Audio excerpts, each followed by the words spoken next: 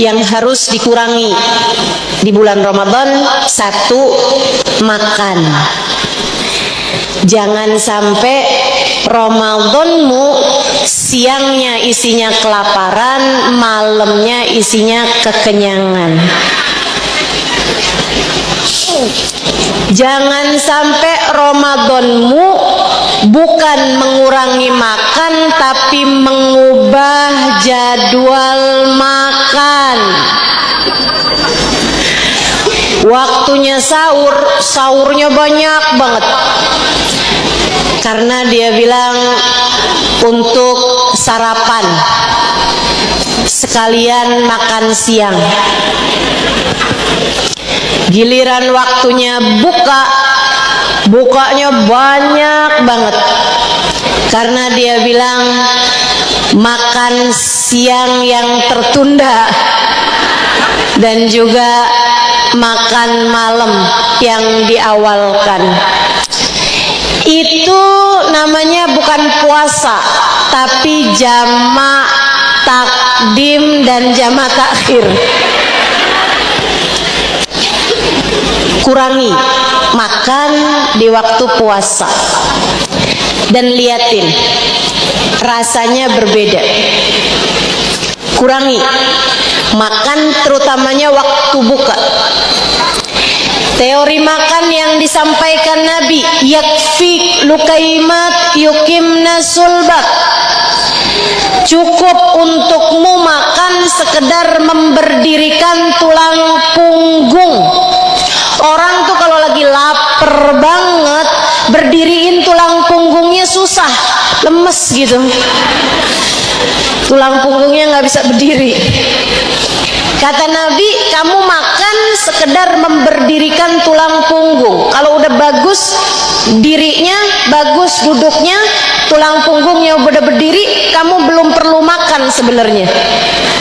Susah banget ya. Apalagi di hadapan bakso, mie ayam, lontong sayur, soto, luar biasa. Kalau kami nggak mampu gimana ya Rasulullah? Fa in kana falabud fa thuluthun li ta'amik wa thuluthun li syarabik wa thuluthun li nafasik. Kalau kamu harus makan, perutmu jangan dipenuhi semuanya dengan makanan. Akan tetapi sepertiga perutmu buat makan, sepertiga perutmu buat minum, sepertiganya buat jalur nafas.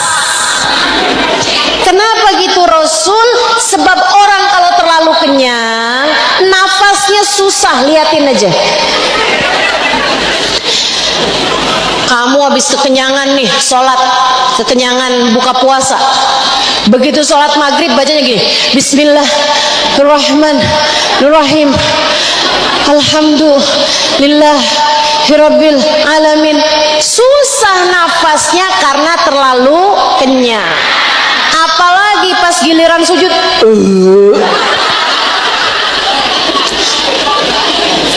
kamu terlalu kenyang. Ya hadza kufa angka jusaak. Kata Nabi kepada seorang sahabatnya yang bersendawa.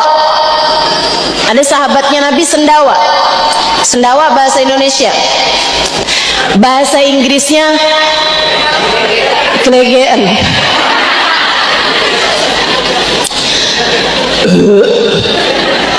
Di antara para sahabat dia bersendawa. Nabi lihat itu, tahu kenapa dia bersendawa, karena terlalu kenyang. Nabi Muhammad bilang, ya hadza kufa anka juzaak, tahanin sendawa kamu, jangan suka bersendawa.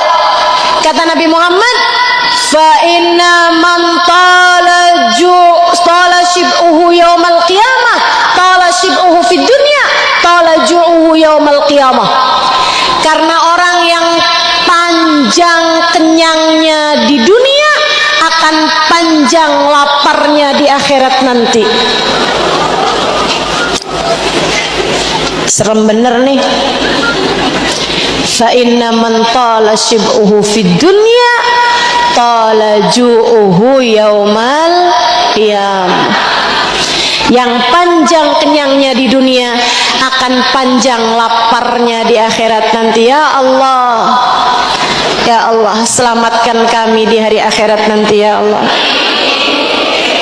Jangan jadikan kami kelaparan, jangan jadikan kami kehausan, jangan jadikan kami hina, jangan jadikan kami susah, jangan jadikan kami terhina, jangan halangkan kami dari rahmat-Mu, jangan halangkan kami dari syafaat Rasulullah sallallahu alaihi wasallam di akhirat nanti ya Allah. Amin ya rabbal. Kurangi makan, jangan kenyang-kenyang. Saya tinggal 4,5 tahun di Tarim. Waktu saya tinggal di sana, santrinya belum banyak. Jadi kami sering keluar untuk berbuka puasa dalam undangan-undangan di rumah orang-orang Tarim. Saya nggak tahu sekarang gimana. Nggak ya, nggak ada ya. Soalnya santrinya udah banyak sekarang. Dulu santrinya sedikit, gampang tuh dibawa-bawa sama Hubabah. Kami kalau berbuka puasa di Daruz Zahra, kurma sama sambusa. Kurma sama sambusa. Menunya itu terus nggak pernah ganti.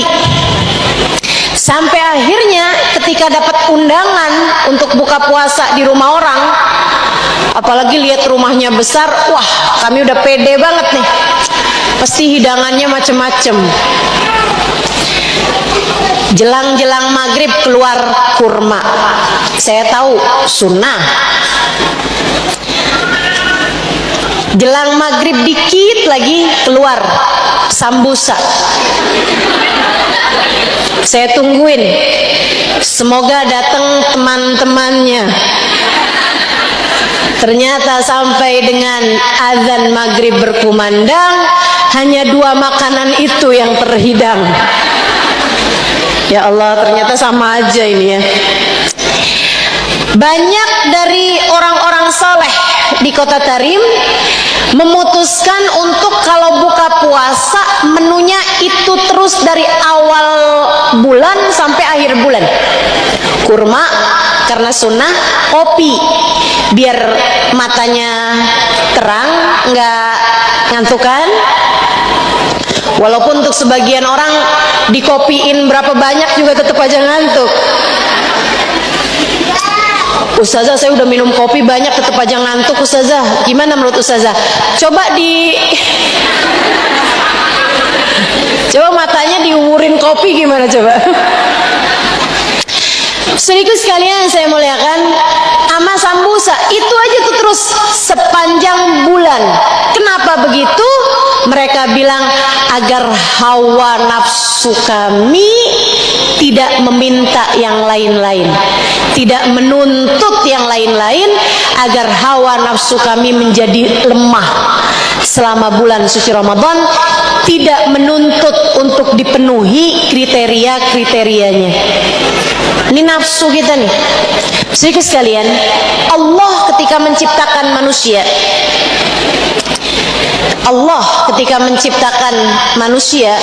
menciptakan juga hawa nafsunya. Sesudah Allah menciptakan hawa nafsu, Allah panggil, ya nafas ta'al, nafsu sini. Dipanggil nggak datang, pas giliran nggak dipanggil dia datang sendiri. Ketika dia datang, Allah tanya, ya nafas, man ana wa man anta. Nafsu, kamu siapa, aku siapa, kamu siapa? Nafsunya menjawab, ana wa anta. Gua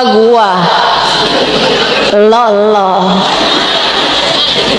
nafsu nih, belagu luar biasa, sombong luar biasa, narsis luar biasa, egois luar biasa.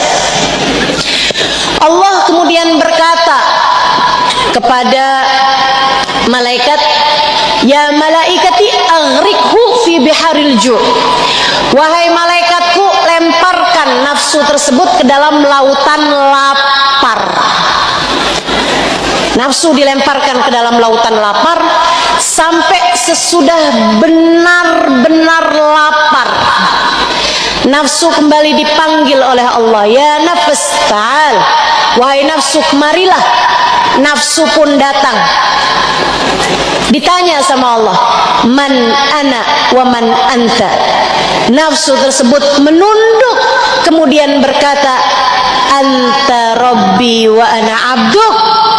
Engkau adalah Allah Tuhanku dan aku adalah hambamu. Para ulama menyampaikan, kalau kamu ingin hawa nafsumu merunduk kepada Allah, kalau kamu ingin jadi hamba Allah subhanahu wa ta'ala yang sejati, kalau kamu ingin memiliki hati yang mengerti sujud kepada Allah subhanahu wa ta'ala tanpa ada godaan dari hawa nafsu, biarkan hawa nafsumu terbiasa dengan lapar. Pesan Nabi kepada Sayyidah Aisyah, ya Aisyah, dawimi ala gar'i babillah. Wahai Aisyah, terus-teruslah mengetuk-ngetuk pintunya Allah. Terus-teruslah mengetuk-ngetuk pintunya Allah. Sayyidah Aisyah bertanya, bimadzaka ya Rasulullah, gimana caranya wahai Rasul? Ngetuk-ngetuk pintunya Allah tuh gimana caranya? Kalau dibilang ketuk-ketuklah pintunya, ulama masih kebayang caranya buat datang. Tapi mengetuk pintu Allah, bagaimana caranya wahai Rasulullah? Nabi Muhammad menjawab, bil ju', dengan lapar. Saat kamu sedang lapar, pun saat kamu sedang sakit, sedang kesakitan, pun saat kamu sedang miskin, juga saat kamu sedang tersakiti, terzolimi, itu adalah saat-saat di mana kamu sedang akrab dengan Allah Subhanahu wa taala. Itu sama saja dengan kamu sedang berada di pintu Allah dan mengetuk-ngetuk pintunya.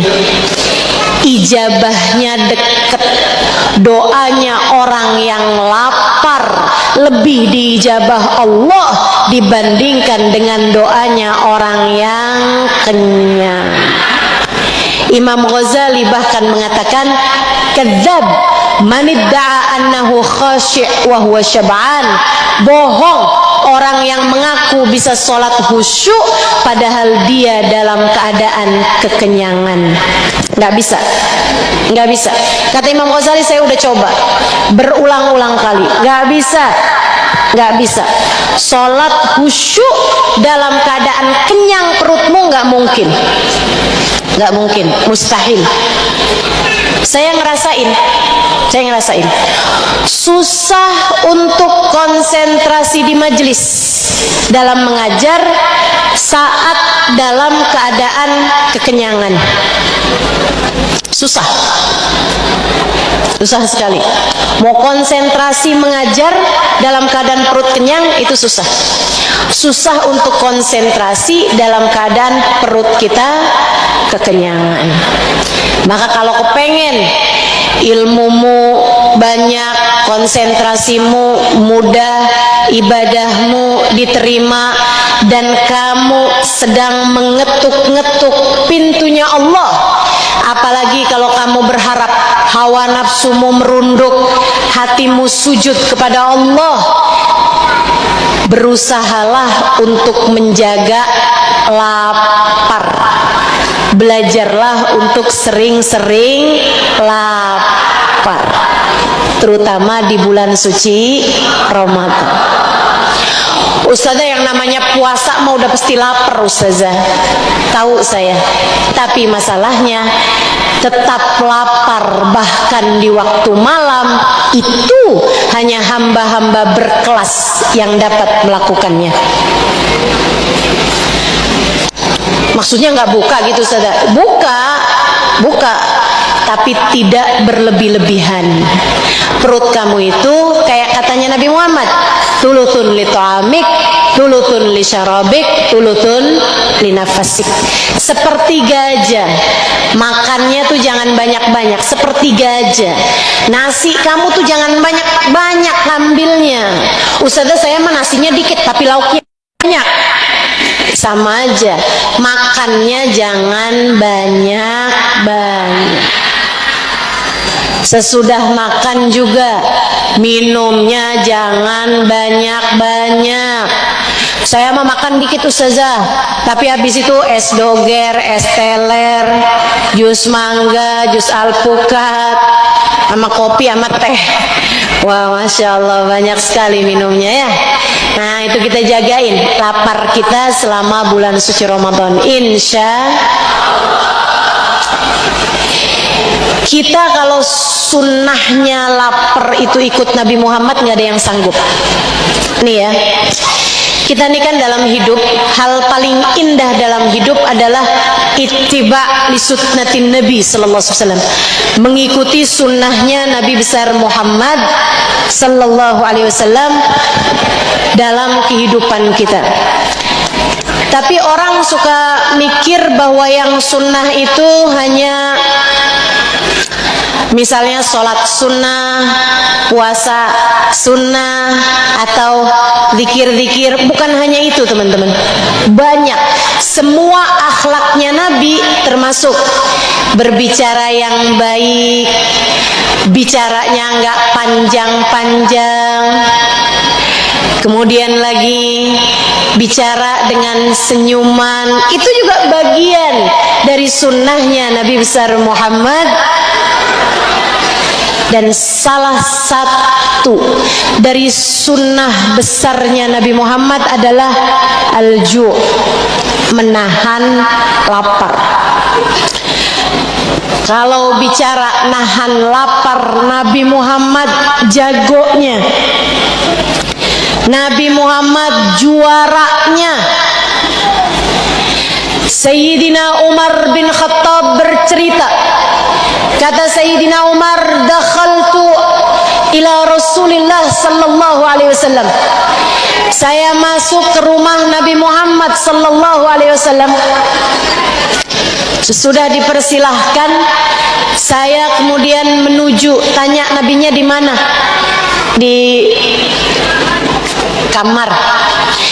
Nabi itu kamarnya nggak pakai pintu, hanya ada tirai. Zaman itu sepertinya memang masih belum umum orang punya pintu untuk pembatas ruangan dengan kamar. Kebanyakan hanya tirai aja, satir aja. Kata Sayyidina Umar, aku lihat tirai menerbangkan angin gitu. Akhirnya tirainya terbuka, Nabi Muhammad sedang tidur. Aku mendekati Nabi Muhammad, mau nanya, apakah engkau tidur wahai Rasulullah, saya ada keperluan gitu. Tapi ketika saya buka tirai tersebut, saya dapati Nabi Muhammad sedang meringkuk di lantai. Nabi sedang meringkuk di lantai. Saya pun panik lihatnya. Saya segera deketi Nabi Muhammad. Amaridun anta ya Rasulullah? Apakah engkau sakit wahai Rasulullah sehingga engkau meringkuk sampai-sampai, mohon maaf, lututnya itu nempel ke perutnya? Posisinya Nabi tentu saja berpakaian, tapi maksudnya posisinya itu lututnya itu sampai nempel ke beliau. Aku berkata padanya, amaridun anta ya Rasulullah, apakah engkau sakit wahai Rasulullah? Nabi memandangku tersenyum kemudian berkata, la ya Umar, innama ana jau'an. Tidak wahai Umar, saya hanya sedang lapar.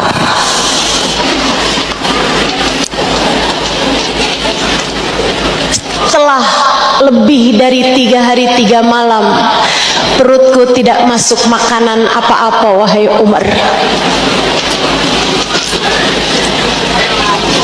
Kemudian dalam suara yang mirip rintihan, Nabi Muhammad berdoa, yang mana Sayyidina Umar ketika mendengar doanya tak mampu menahan lelehan air matanya.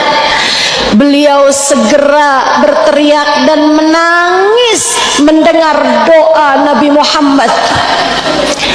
Ya Allah, kata Nabi dengan suara yang mirip rintihan, ya Allah, jadikanlah laparnya Muhammad di dunia sebagai ampunan untuk umat Muhammad di akhirat. Ya Allah, jadikanlah laparku di dunia sebagai ampunan untuk umatku di akhirat. Sahib syafaatul udma, pemilik syafaat yang sesungguhnya. Semoga doa Nabi Muhammad untuk kita tak pernah terhalang insyaallah.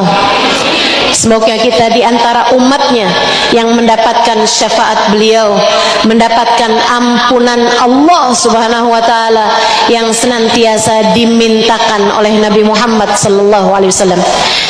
Makanya Bu, Kak, Dek, ini saya kasih tahu satu tips, satu trik, satu resep. Kamu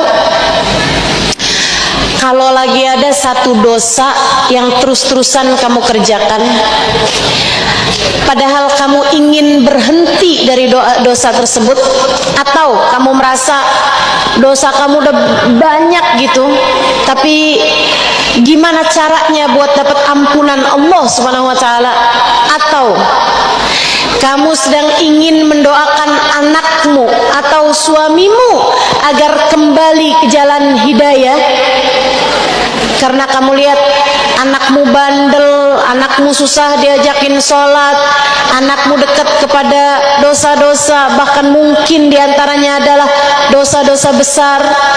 Suamimu misalnya, orang tuamu misalnya, atau siapapun aja yang kamu sayangi, tapi dia berada di jalan yang salah atau berada dalam dosa, yang kamu inginkan agar anakmu atau dirimu atau keluargamu mendapatkan ampunan dari Allah Subhanahu wa taala dan mendapatkan jalan hidayah. Kamu yang serius doa minta kepada Allah, katakan, ya Allah, saya umat Nabi Muhammad, atau anak saya juga umat Nabi Muhammad, atau keluarga saya nih ya Allah, suami saya atau ibu saya, bapak saya umat Nabi Muhammad ya Allah. Saya tagih doa Nabi Muhammad untuk kami ya Allah. Kabulkan doa Nabi Muhammad untuk saya. Berhentikan saya dari dosa ya Allah. Ampuni dosa saya dan jangan biarkan saya mengerjakan lagi dosa tersebut ya Allah. Kabulkan doa Nabi Muhammad untuk saya. Kabulkan doa Nabi Muhammad untuk anak saya ya Allah. Kabulkan doa Nabi Muhammad untuk suami saya. Tagih doa Nabi Muhammad, sebab Nabi sepanjang hidupnya senantiasa mendoakan kita umatnya. Kurangi. Kedua, kurangi tidur. Kenapa gitu? Sebab orang kalau panjang tidurnya, banyak tidurnya, artinya dia sedikit ibadahnya. Walaupun zaman sekarang begadang juga bukannya ibadah ya. Banyak yang ibadahnya atau banyak yang malamnya bukannya ibadah malah scroll Shopee. Ada yang begitu? Mana orangnya?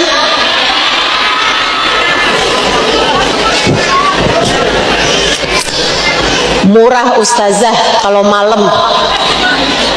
Jadinya gitu tungguin. Boleh, nggak apa-apa. Tapi pernahkah kamu berpikir bahwa di waktu malam selain ada diskonan belanjaan, juga ada ijabah doa yang Allah Subhanahu wa ta'ala kabulkan doa hamba-hambanya di saat waktu malam. Katanya Allah dalam salah satu hadis qudsinya, kadzab manidda'a mahabbati idza jannahu lail nama'anni.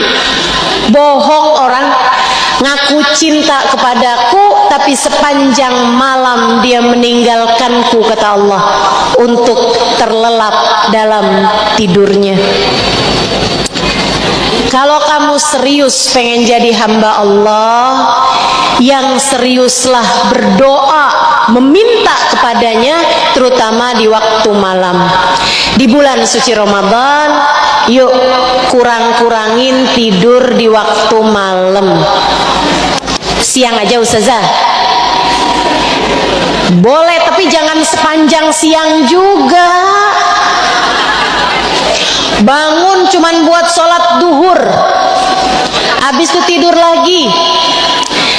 Bangun scroll Instagram, scroll TikTok, nonton sebentar, habis itu sholat asar, habis itu ke dapur, terus maghrib dah.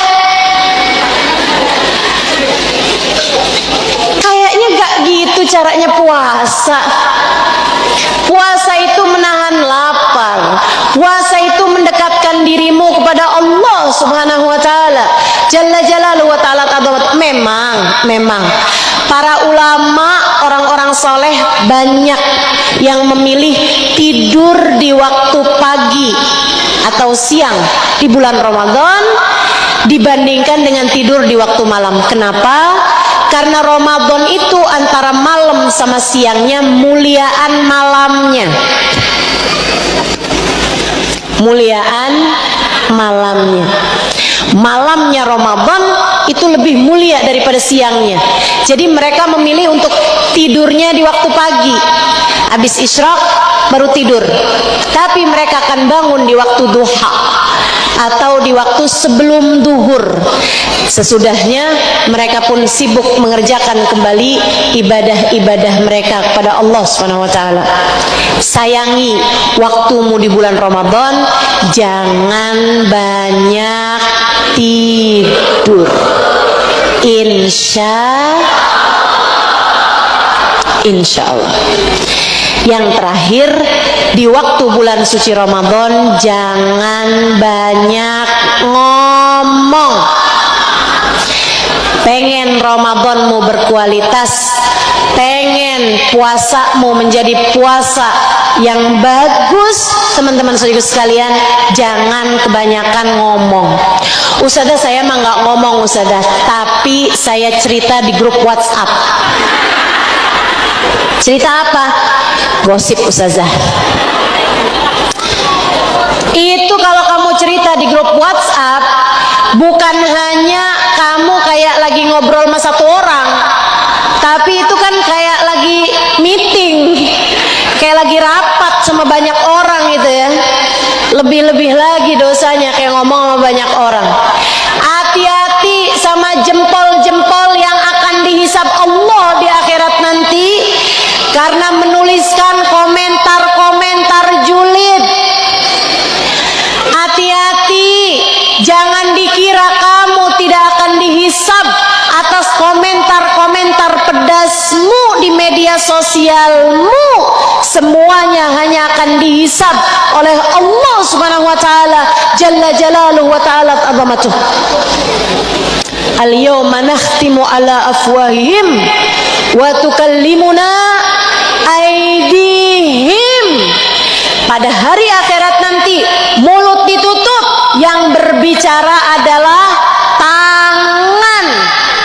Apa yang sudah dia tuliskan di media-media sosial, apa yang sudah dikatakan oleh tangan-tanganmu, semuanya akan dihisab oleh Allah Subhanahu wa taala jalla jalaluhu wa ta'ala abamatu di akhirat nanti.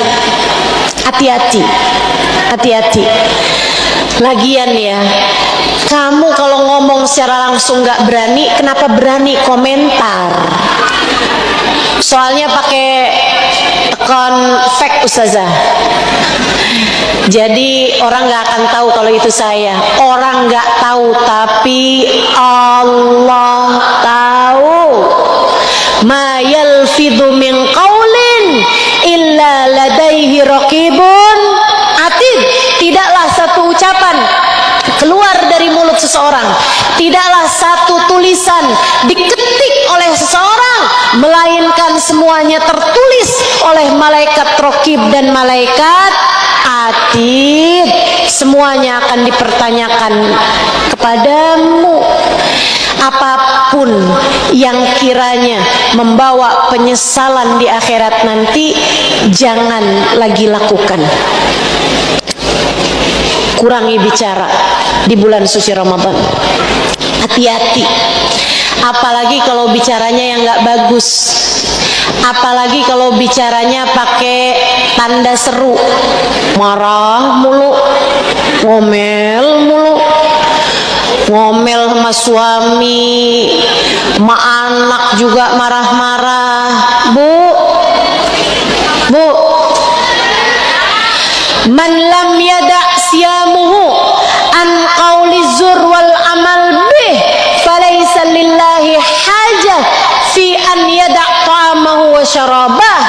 Siapa yang puasa tidak bisa mencegah dia dari berkata keji atau melakukan perbuatan keji, maka Allah nggak perlu sama dia ninggal makan dan minumnya. Puasanya dilepeh sama Allah Subhanahu wa taala. Puasanya ditolak sama Allah Subhanahu wa taala mentah-mentah, karena di waktu puasa kamu tidak menjadikan puasamu sarana menghindari berbicara keji ataupun kalimat-kalimat kotor. Jauhin. Jangan ngomong kasar, jangan ngomong kotor, jangan marah-marah, jangan nyakitin orang, jangan gosip, jangan ghibah, jangan fitnah, jangan namimah. Jagain lisan. Pikirin lagi kalau mau bicara. Ustazah, itu kan bulan suci Ramadan, berarti sekarang masih boleh dong Ustazah? Iya, enggak juga Ustazah, kan yang bisa batalkan pahala puasa, berarti kalau habis tarawih boleh Ustazah? Ada temen telepon, kamu tahu nggak kabarnya si fulan? Kayaknya aromanya aroma ghibah gitu. Kan kita lagi puasa ya, habis tarawih nanti gimana?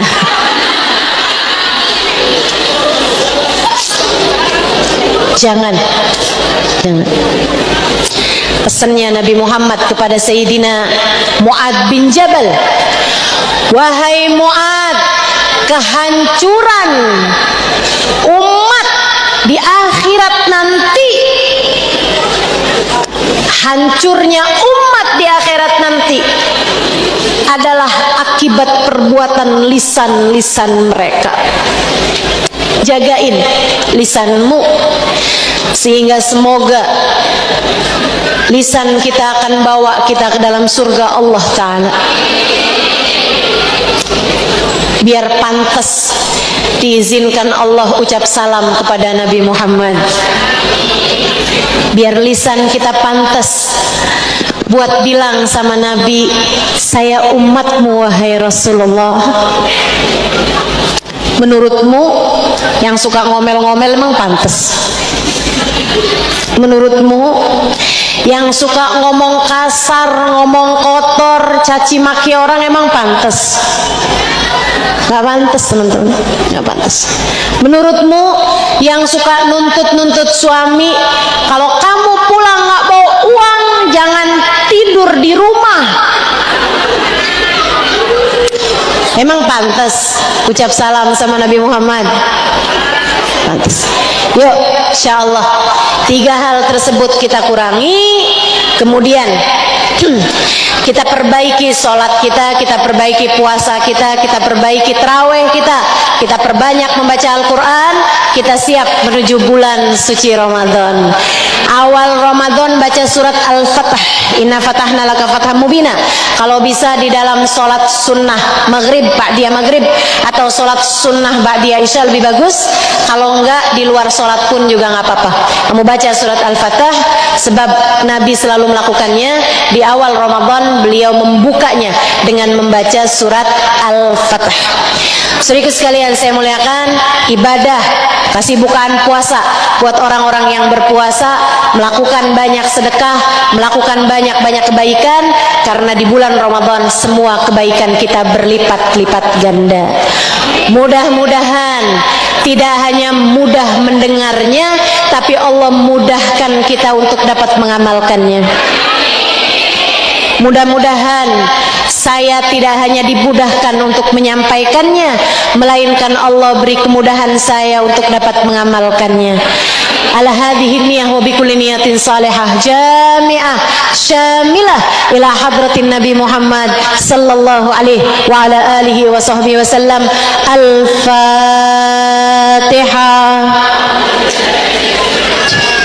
Bismillahirrahmanirrahim. Alhamdulillahirabbil alamin. Ar-Rahmanir-Rahim. Maliki yaumiddin. Iyyaka na'budu wa iyyaka nasta'in. Ihdinas siratal mustaqim. Siratal ladzina an'amta 'alaihim ghairil maghdubi 'alaihim waladdallin. Amin. Allahumma bihaqqil Fatihah. Bihurmatil Fatihah. Allahumma bihaqqi hadzal majlis wa bihaqqi maulidin nabi sallallahu alaihi wasallam wa bihaqqi shalah 'alan nabi sallallahu alaihi wasallam. Allahumma bihaqqi hadzal ijtima'. Allahumma ij'al jam'ana hadza jam'an marhuma wa tafarruqana min ba'dihi tafarruqan ma'suma wa la taj'alillahumma lana wa la fina syaqiyan wa la matrudan wa la mahruma. Ya Allah, semua yang hadir di majelis ini, pandanglah semuanya dengan pandangan kasih sayang-Mu, yang di dalam maupun yang di luar. Pandang semuanya dengan pandangan kasih sayang-Mu ya Allah, karena semuanya adalah umat Nabi Muhammad ya Allah. Bukankah Nabi Muhammad adalah manusia yang paling Engkau sayangi? Maka sayangilah kami pula umatnya ya Allah. Kami umat dari Nabi yang paling Kau sayangi, dan kabarnya Nabi kami menyayangi kami ya Allah. Maka sayangilah kami semuanya ya Allah, yang disayangi oleh manusia yang paling Kau sayangi. Ampuni dosa-dosanya ya Allah. Ampuni dosa kami semuanya ya Allah. Ampuni dosa kedua orang tua kami ya Allah. Ampuni dosa anak-anak kami ya Allah.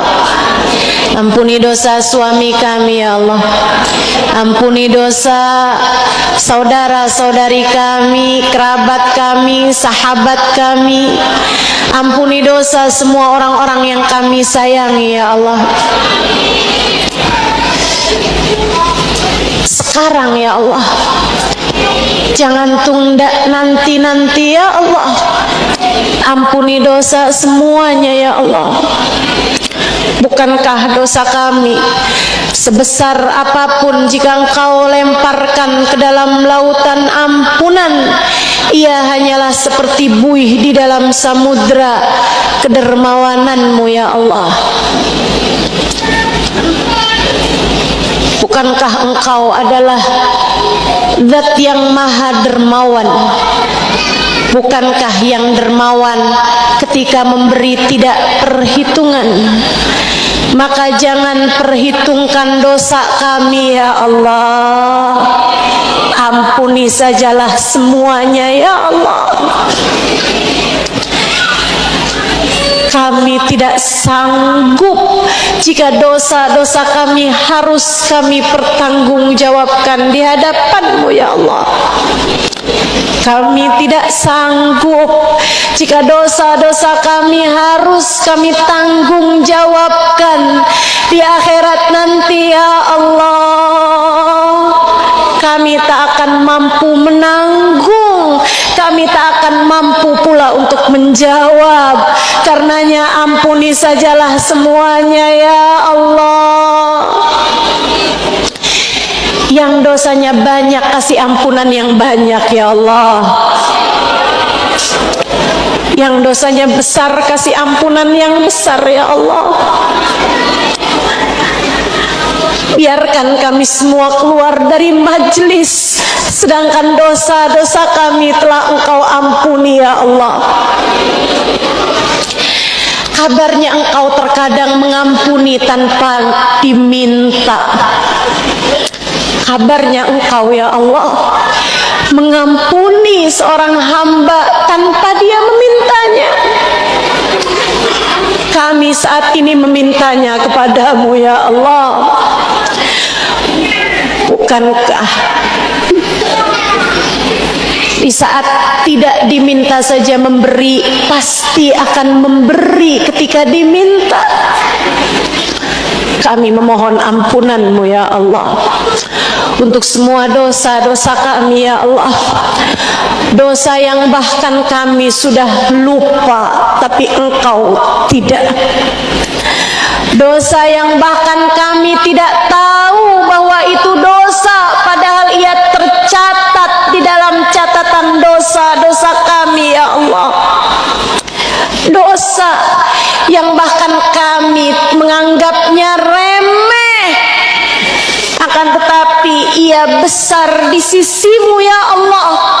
Kami mohon padamu ya Allah, kekerdilan kami ini, kebodohan kami ini ya Allah, maklumi dan ampunilah ya Allah. Ampuni sajalah semua dosa-dosa kami ya Allah. Dosa kedua orang tua kami ya Allah, kasihanilah mereka ya Allah. Ampunilah saja dosa-dosa mereka ya Allah. Orang tua kami terkadang tidak mengerti ya Allah.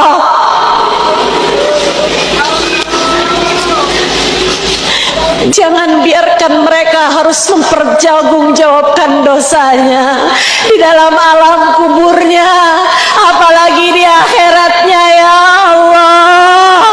Ampuni sajalah dosa mereka ya Allah.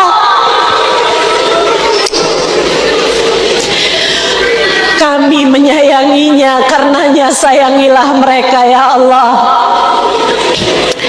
Jadikanlah majelis ini sebagai sarana-Mu mengampuni dosa orang tua kami ya Allah. Jadikanlah majelis ini sebagai sarana-Mu mengampuni dosa-dosa kami ya Allah.